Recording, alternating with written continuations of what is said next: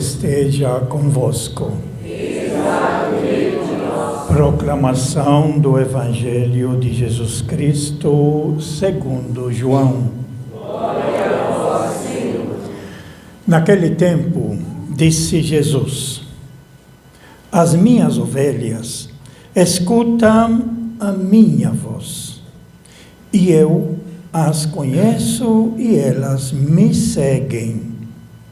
Eu dou-lhes a vida eterna, e elas jamais se perderão, e ninguém vai arrancá-las da minha mão. Meu Pai, que me deu estas ovelhas, é maior do que todos, e ninguém pode arrebatá-las da mão do Pai. Eu e o Pai somos um. Palavra da salvação. Glória a vós, Senhor.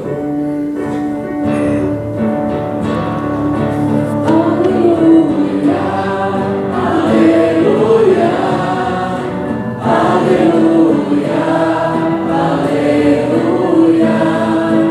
aleluia, aleluia, aleluia.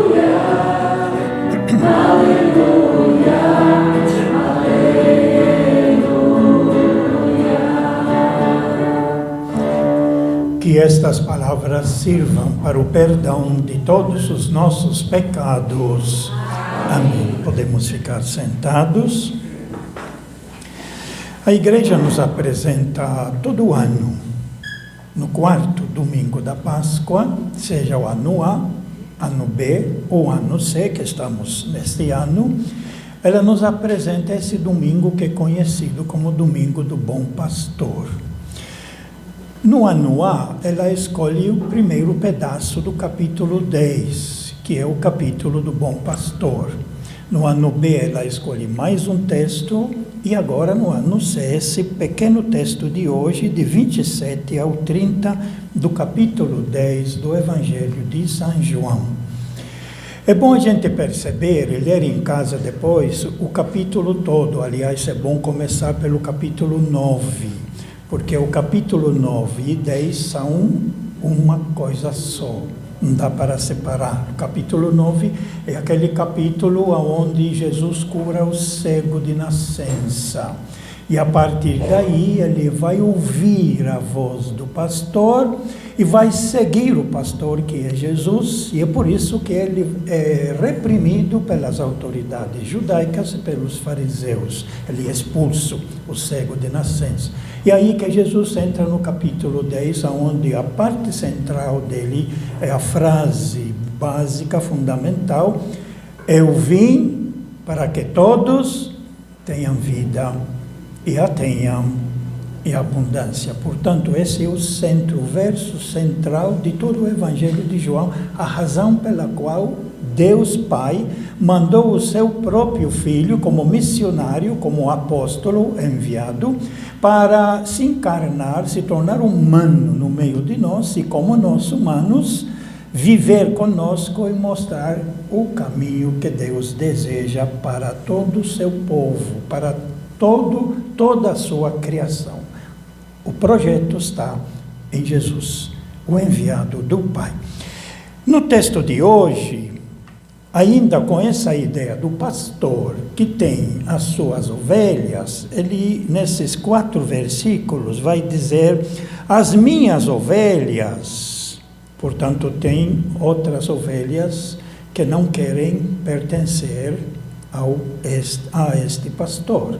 Tem outras. Essas outras, elas vão, no final, não aparece na nossa leitura, vão querer pegar pedras para matar Jesus, que é a pena de morte, apedrejar Jesus. Isso não faz parte da nossa leitura, mas é bom que a gente saiba o que vem antes e o que vem depois.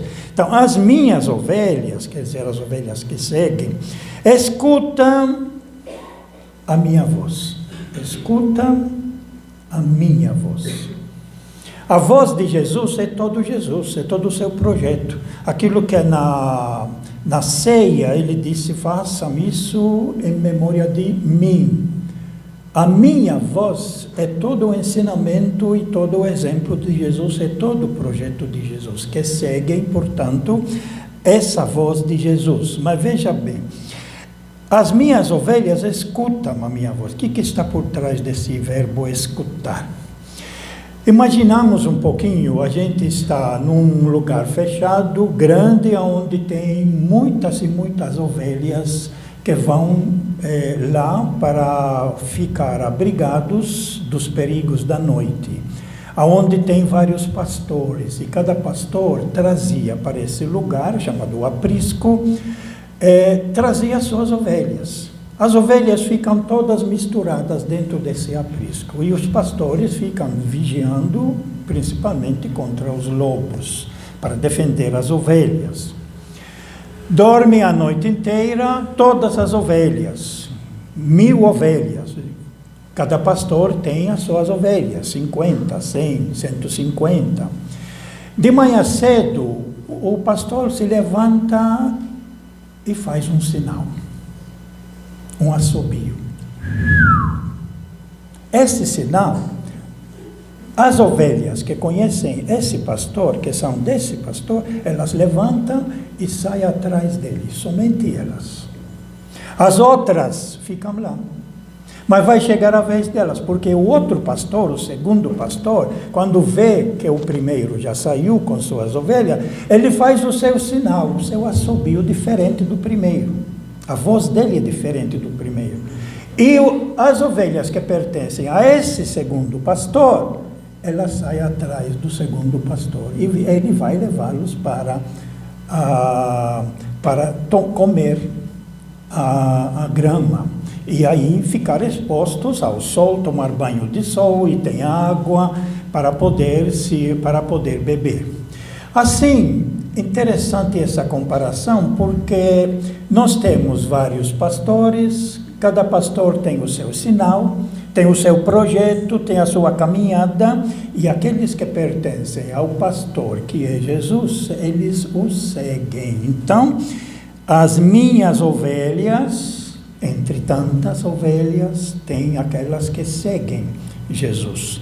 As minhas ovelhas escutam a minha voz e vão seguir ele. Não seguem outro pastor. Não seguem. Seguem só aquele que é o dono deles. Eu as conheço e elas me seguem. É interessante esse verbo. Nós temos 3 verbos aqui, né? Escutam a minha voz. Eles escutam a minha voz, conheço e me seguem. Conhecer é um verbo muito importante, porque nós estamos celebrando hoje o Dia das Mães, né?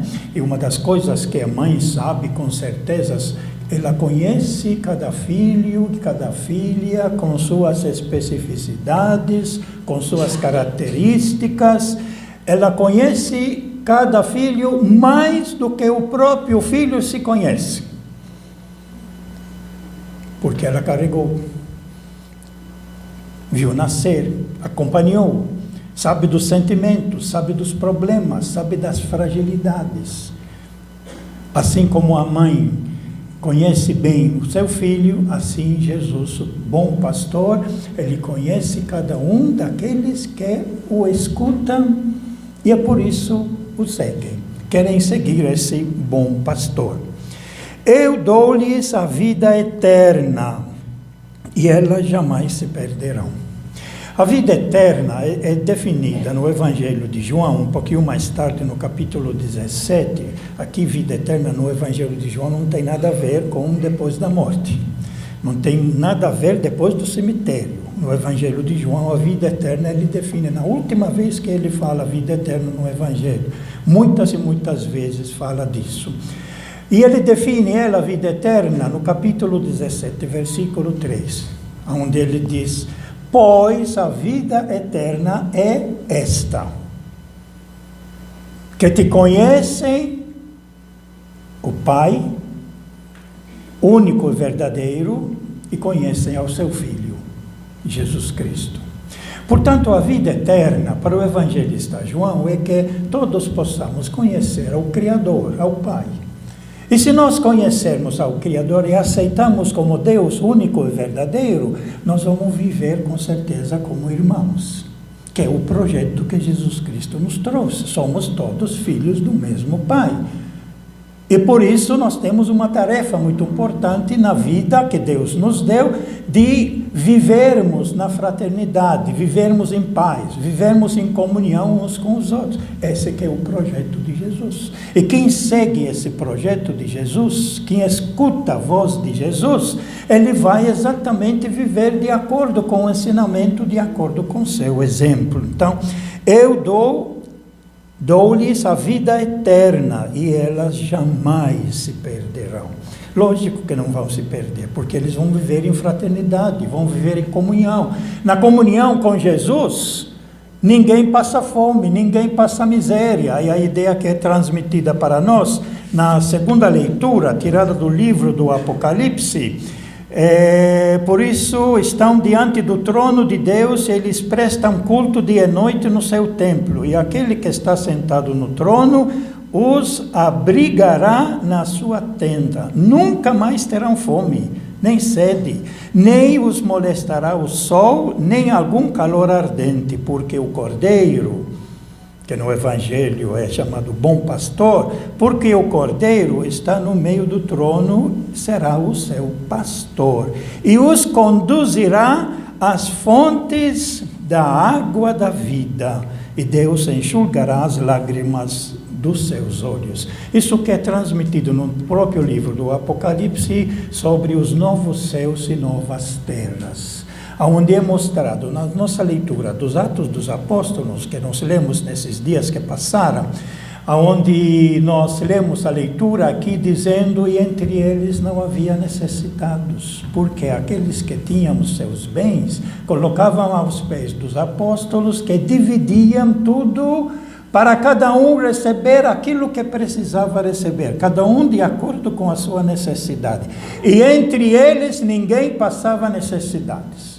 Esse é os novos céus e novas terras. Esse que é o projeto que Jesus Cristo nos trouxe na vida, para que todos tenhamos vida, todos, e tenhamos a vida em abundância.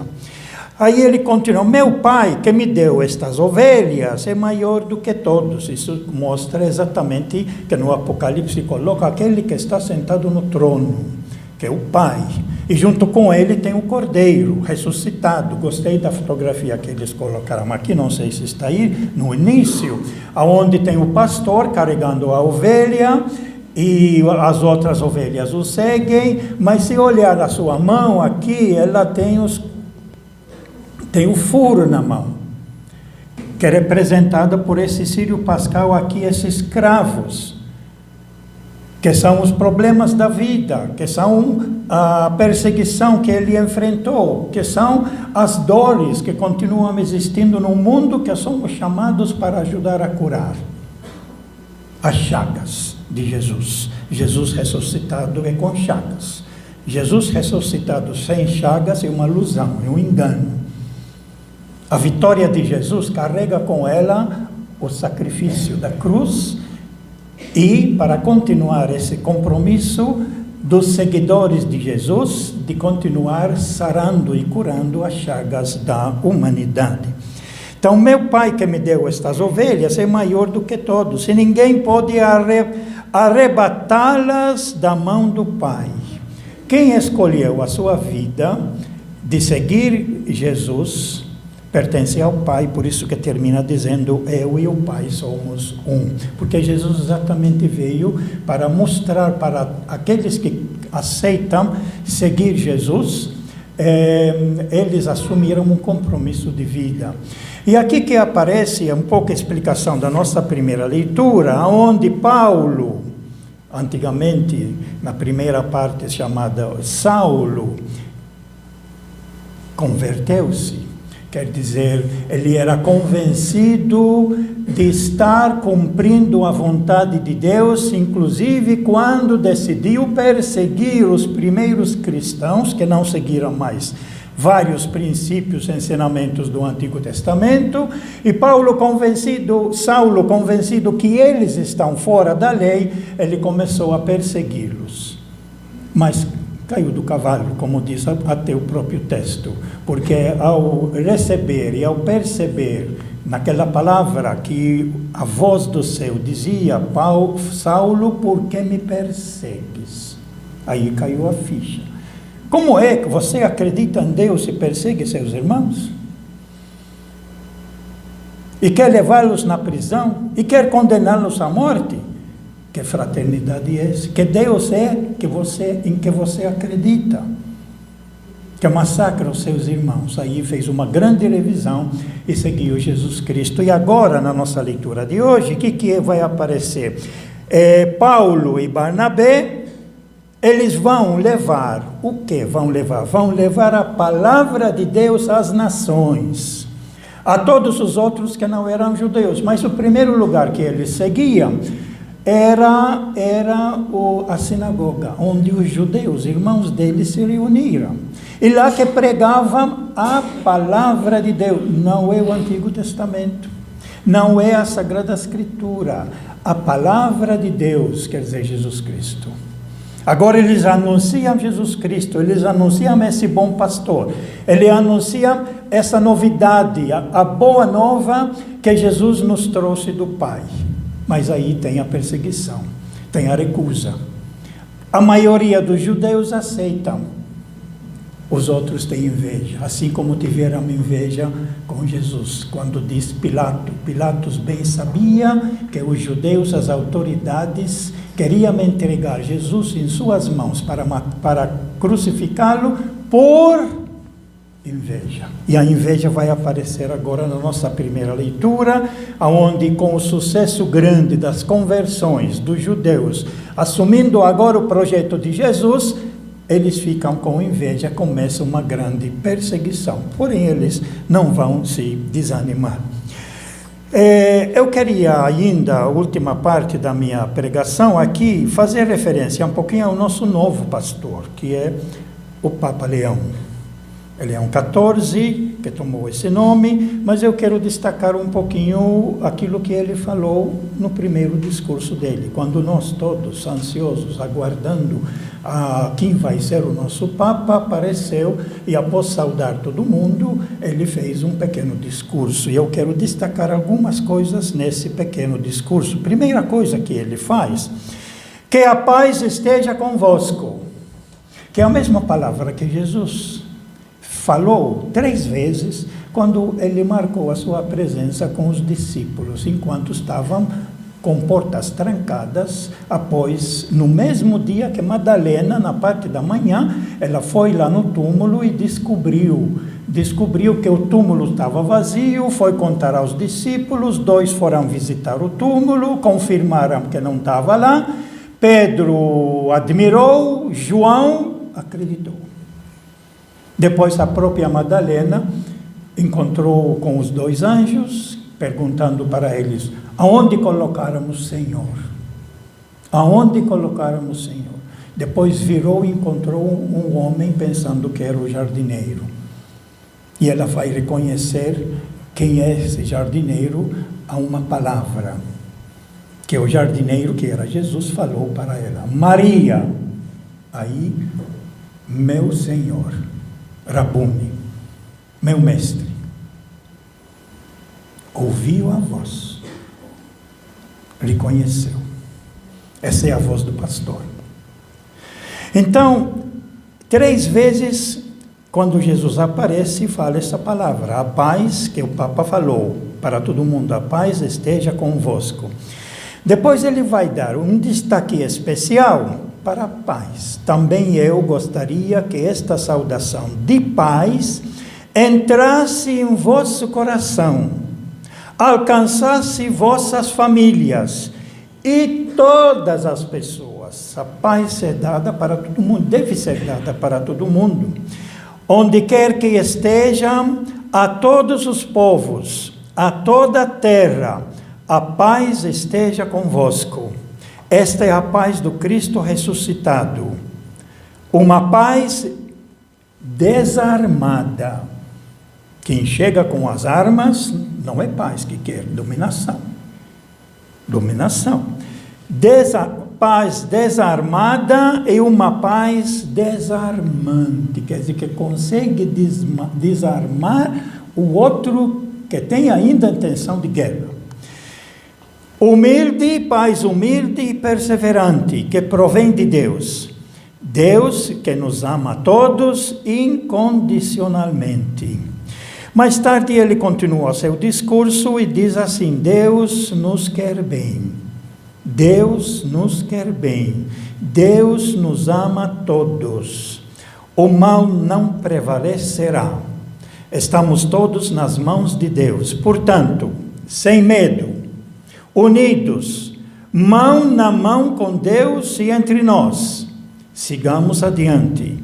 Somos discípulos de Cristo, que é o bom pastor. Cristo nos precede, vai à frente e nós vamos atrás seguindo o seu caminho. O mundo precisa da sua luz, de Cristo. A humanidade necessita de pontes, não separações, não muros. A humanidade necessita de pontes para que sejam alcançadas por Deus e ao mundo. Ajudai-nos também vós, unam-se aos outros, a construir pontes com o diálogo, com o encontro, unindo-nos todos para sermos um só povo, sempre em paz. E aí agradece ao Papa Francisco, fez todo esse trabalho que nós vivemos nesses anos com ele. Mas ainda, falando da Igreja unida, buscando sempre a paz, a justiça, buscando sempre trabalhar com homens e mulheres fiéis a Jesus Cristo, sem medo, para proclamar o Evangelho, para sermos missionários, proclamar a boa nova, proclamar a palavra de Deus, que é Jesus Cristo agora. E depois ele termina falando outras coisas, até falando em espanhol, para o grupo dele, onde trabalhou muito lá no Peru. A todos vós, irmãos e irmãs de Roma, da Itália e do mundo inteiro, queremos ser uma igreja sinodal. Uma igreja que caminha juntos, que planeja juntos, que executa as coisas juntos. Uma igreja que caminha, que busca sempre a paz. Olha a palavra paz, quantas vezes ele repete, que é o mesmo projeto de Jesus. Buscando sempre a paz. A paz que busca sempre a caridade e busca sempre estar próxima, especialmente daqueles que mais sofrem, que são mais os necessitados. Além disso, para fechar, uma pequena palavra sobre hoje o Dia das Mães. A mãe é boa pastora. É a melhor pastora que existe para a família, para o filho, para os filhos. Não existe melhor. Ela que conhece bem os filhos, ela que doa a sua vida. Vemos muitas mães assim ainda na flor da idade, novas, mas desgastadas pelo sacrifício para poder fazer os filhos crescer bem, com saúde, com tudo aquilo que necessitam. Doam realmente a sua vida. A minha recomendação hoje sobre as mães é que a mãe sente e quer ajudar sempre os seus filhos. Jesus nos ensina que nós precisamos começar a olhar mais aos filhos todos. Aos filhos todos. O choro de uma criança numa casa vizinha, com certeza, deve incomodar a todos, e principalmente a mãe. Ele que nunca pode pensar, importante que meu filho, minha filha tem comida. Importante que meu filho, minha filha está estudando. Importante que ela encontrou serviço, trabalho. Não pode ficar só nisso. Quem segue Jesus se preocupa não apenas com os seus. É obrigação, com certeza, primeiro os seus, mas sem se fechar apenas com os seus e se abrir para ajudar que os outros filhos de outras mães, que muitas vezes com tantas dificuldades que nós não sabemos, não conseguem nem cuidar bem dos seus filhos e às vezes são desnorteados e às vezes se perdem. Que o coração de todas as nossas mães que seguem o projeto de Jesus possam sentir um pouco para com os outros filhos, para podermos criar com certeza um mundo melhor. Não basta meus filhos estarem bem. Precisamos os filhos todos estarem bem para podermos construir a verdadeira paz. Louvado seja nosso Senhor Jesus Cristo. Creio em Deus Pai.